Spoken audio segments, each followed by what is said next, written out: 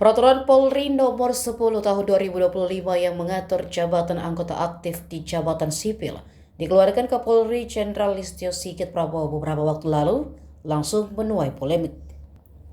Meski akhirnya polemik itu kini diselesaikan atas instruksi Presiden Prabowo Subianto yang akan menyusun peraturan pemerintah. Perpol 10 tahun 2025 menuai kritik karena dinilai membuka ruang bagi anggota Polri menduduki jabatan di 17 kementerian dan lembaga.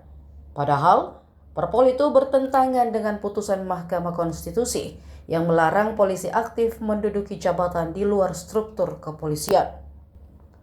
Menteri Koordinator Bidang Hukum Hak Asasi Manusia, Imigrasi, dan Pemasyarakatan, Yusril Iza Mahendra menjelaskan, arahan Presiden Prabowo menjadi landasan pemerintah menyusun PP sebagai solusi.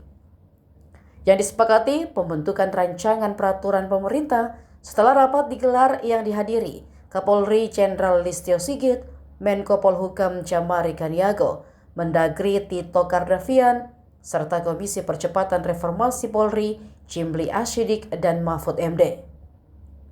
Dan sampai pada kesepakatan menyusun RPP untuk melaksanakan ketentuan-ketentuan di dalam pasal 28 ayat 3 Undang-Undang Nomor 2 Tahun 2002 tentang Kepolisian Negara Republik Indonesia dan melaksanakan pasal 19 dari Undang-Undang Nomor 20 Tahun 2023 tentang Aparatur Sipil Negara.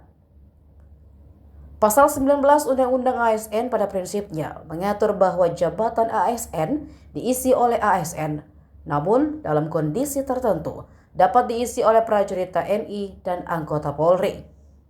Menurutnya, rincian jabatan yang dapat diduduki polisi aktif akan diatur lebih lanjut melalui peraturan pemerintah.